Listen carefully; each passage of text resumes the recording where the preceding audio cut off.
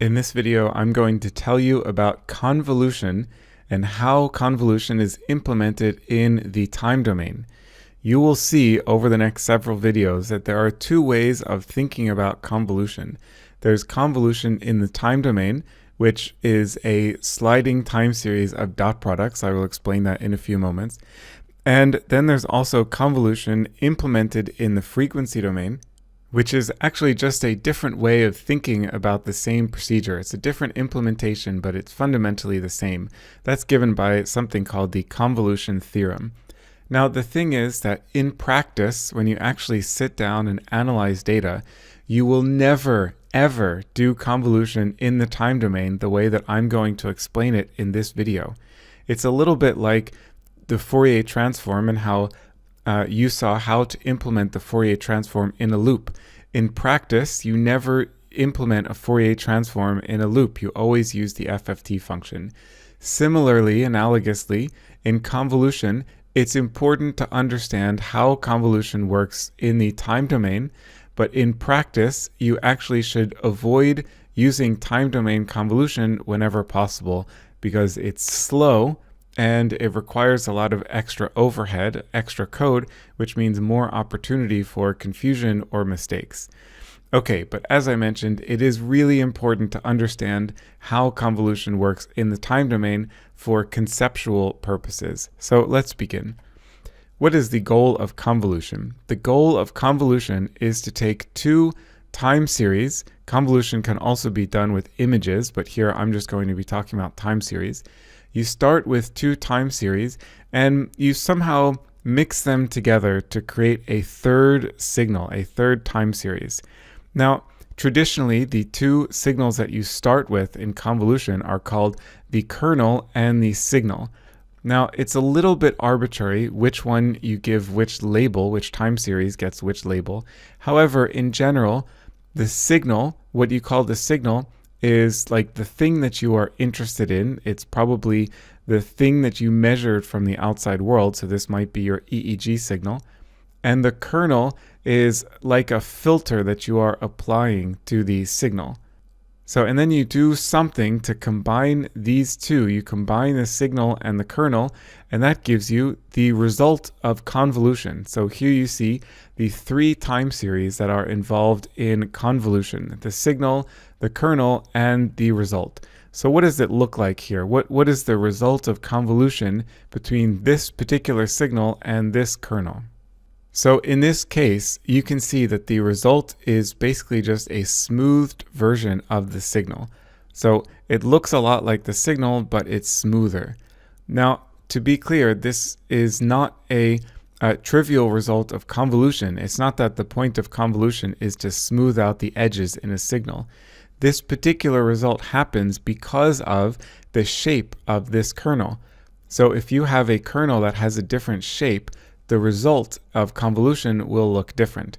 So what's happening in convolution is that we combine the properties, the features, the characteristics of the kernel and the signal. And the result is somehow like a blend of the features of the signal and the features of the kernel. And I think that's pretty clear from this example here. So this kernel is this little Gaussian smoothing kernel, and the signal has a lot of sharp edges.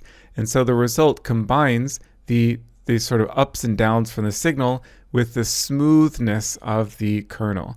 Again, if we would change this kernel, we would identify different features of the signal, and then the result would look different. So this just gives you a bit of a sense of what convolution involves. Now let's talk about how convolution is implemented mechanistically. It is not so complicated, actually, and you already know everything you need to know to understand time domain convolution. So what you do is you take so now the signal is this LFP ERP that we've been working with, and the kernel is going to be a wavelet. In this case, it's a real valued Morley wavelet. So what you do is line up the kernel with part of the signal. So you can see they're aligned here.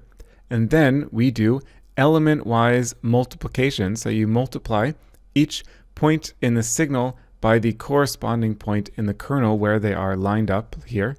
And then, so element-wise multiplication, and then you sum all of those element-wise multiplications, and that operation is called the, you remember correctly, it's the dot product. So we're computing the dot product between the kernel and the signal, not the entire signal, but just where it's aligned with the kernel here.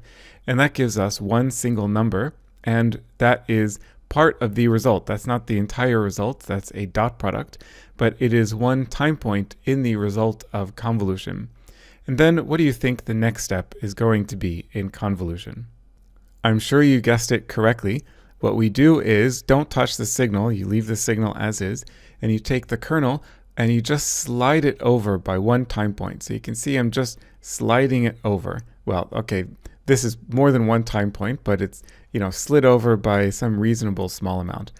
In practice, you slide the kernel by the smallest time step that you possibly can. For a discrete signal that's represented on a computer, you would slide this across by one time point. Now, if you're doing this in, if you're learning about convolution in a more abstract mathematical sense, then the kernel is slid along by dt or dx, an infinitesimal. But here we slide along by the smallest discretization of time that we have, so one sample point.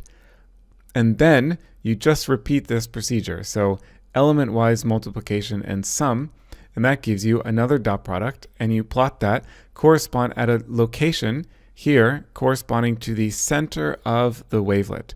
So wherever the wavelet has its center point, that is where the result of convolution gets plotted for this step, this dot product here. And so for this reason, it's actually best practice, it's easiest to implement convolution using a kernel that has an odd number of points. Because if the kernel has an odd number of points, there is an exact center point. Fortunately, it's fairly easy to construct a kernel with an odd number of points because you want time equals 0 to be in the center. So if you go from minus, let's say minus 1 second to plus 1 second, then that's going to guarantee an odd number of points because you have 0 in the middle. Okay, so you can see where this is going. We repeat this over and over and over again, sliding the kernel all the way along. And in the end, you're going to get a result that looks something like this. So this is the actual result of convolution between this signal and this particular kernel. And so what you can already see is that the result of convolution shares the characteristics of the signal and the kernel. So the kernel has the characteristic that it's a sine wave or a cosine wave that is tapered by the Gaussian. So it has a narrow frequency representation. And what this kernel has done is essentially acted as a bandpass filter. So it's isolated the features in this signal, the dynamics in this signal that are in the same frequency as this kernel. You can also see that there's a phase relationship. So the dot product is going positive, negative, positive, negative, positive, negative, and so on. It's ringing up and down. It's oscillating. In other words, there is a sign dependency of convolution. This is actually one of the reasons why we are going to start using complex Morley wavelets instead of real-valued wavelets.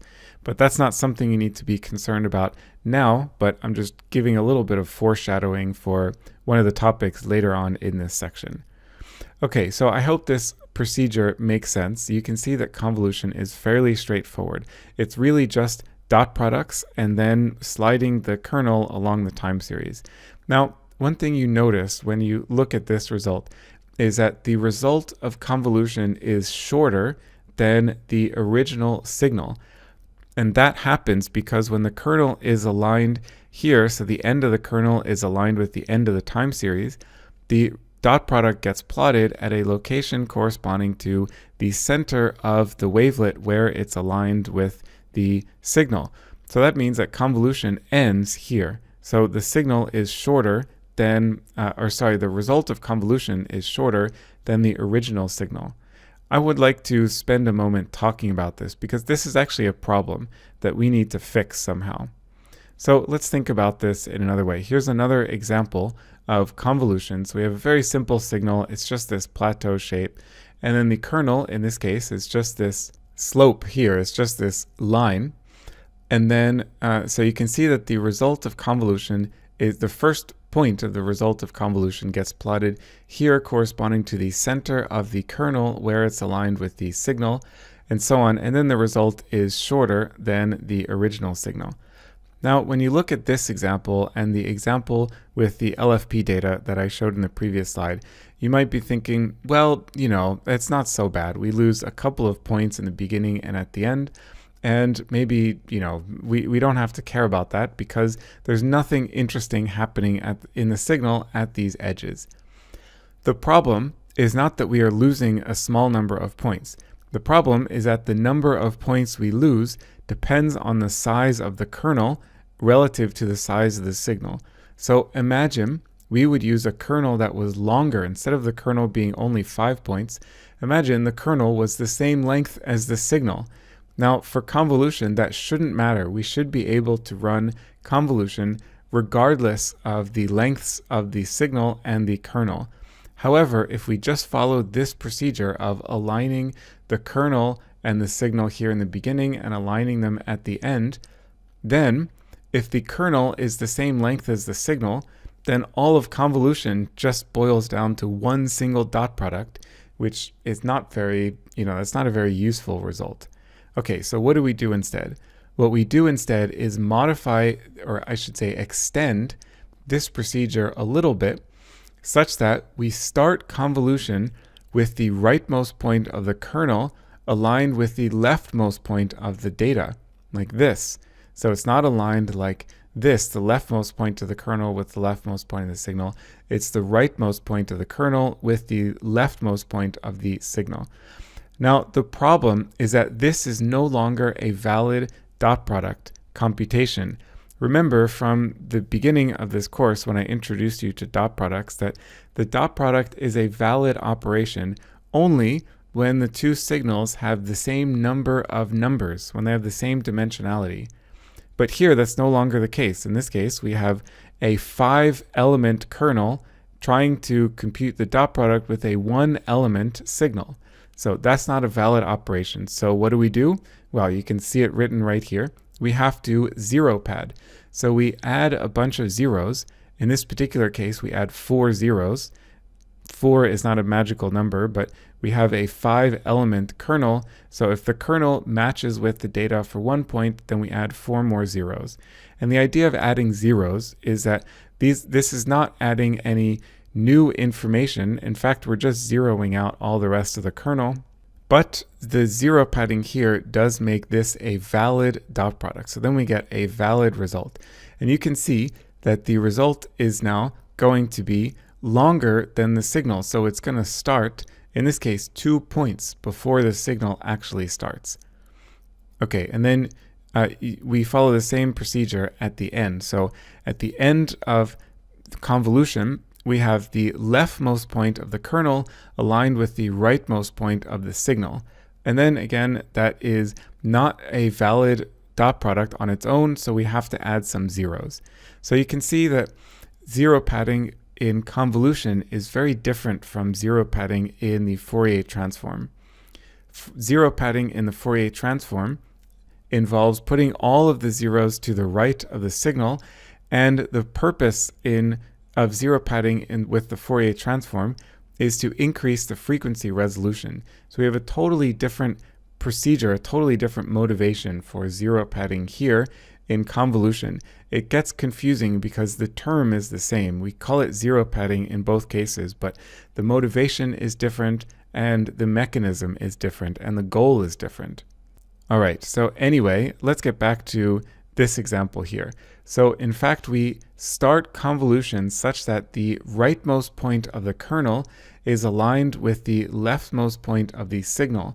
That means that the result of convolution starts at half of the wavelet, which means 1/2 of the wavelet too early, or before the signal starts.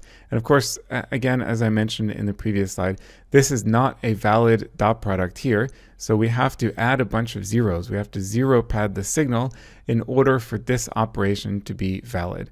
Now, you can see that that also means that these this part of the result of convolution is really difficult to interpret. It's mostly uninterpretable because we are just artificially adding all of these zeros here. And the reason why we're adding these zeros is to make this mathematical operation be valid. So this is not really interpretable. Same thing at this side at the end of convolution. This stuff is also not interpretable. So formally, convolution, the result of convolution, is longer than the result of the signal, but in practice, what is basically always done, I guess, is that after convolution finishes, you would cut off this section and cut off this section. I call these the wings of convolution, so that in the end, the final result of convolution does indeed have the same length as the original signal. So this gets cut off and this part gets cut off. So the next thing we need to discuss about convolution is how much longer is the result of convolution. So not when cutting off the wings, but the default result of convolution, linear convolution, what is the length of the result of convolution? That turns out to be a simple formula, but it's really important to know. You have to know that formula. It's easy to memorize though, that's the good thing. So the result of convolution is obviously going to be related to the length of the signal, and is also going to be obviously related to the length of the kernel, because the result of convolution is 1/2 of the length of the kernel too long here at the end, and 1/2 of the length of the kernel too long here in the beginning. Now it turns out that that's almost the right answer. We also have to account for a -1. So the formula for the length of the result of convolution is n plus m minus 1. So n would be the length of the signal, the number of time points in the signal. M is the number of time points in the kernel, and -1 is this weird little factor that I'm going to discuss in the next slide. So this is an important formula. You have to memorize this formula anytime you do time domain convolution, or whenever you implement convolution through frequency domain multiplication. So please commit this to memory. It's really important. Okay, so the n and the m are intuitive. Why is there a -1? The reason why there's a -1, graphically, it has to do with the fact that the kernel and the signal overlap 1 point over here and 1 point over here. So that needs to be accounted for. But I think it's easier just to see this in a visual example. So let's start with an imaginary signal. It has length 4, so 4 elements, 4 time points. And here's our kernel, which has length 3. So here we are going to show the result of convolution between this kernel and this signal. So we start such that the rightmost point of the kernel is aligned with the leftmost point of the signal. And now we want to compute the dot product. And of course, the dot product here is not valid. This is not a valid dot product situation. So we need to zero pad here and here. All right, and then the result of convolution gets plotted here, corresponding to the center of the kernel. So that's the first result of convolution. And then what we do in convolution is keep the signal fixed and then take the kernel and slide it 1 time point. So then we move the kernel down here. And then the next result of convolution is going to be here.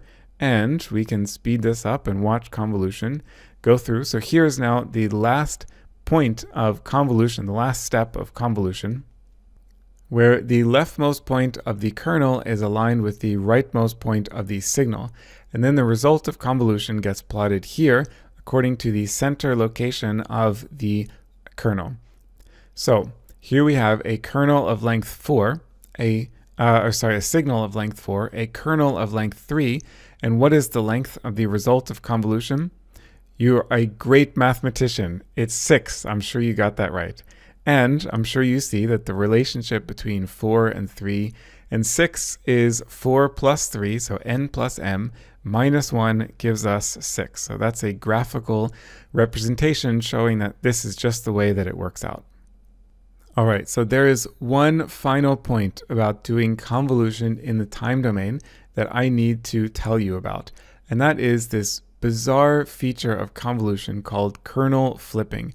And I'm not going to spend too much time talking about it.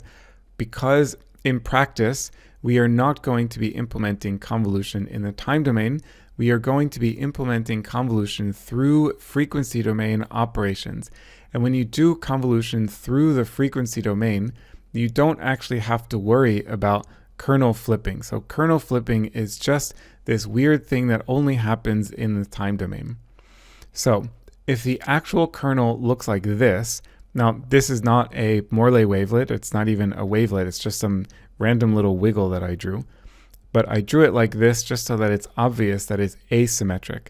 So if the actual kernel looks like this, then when you go through convolution, this time series of sliding dot products between the kernel and the corresponding segment in the signal, you actually have to flip the kernel backwards. So you have to turn the kernel backwards in time so that you're actually implementing convolution with a flipped version of the kernel.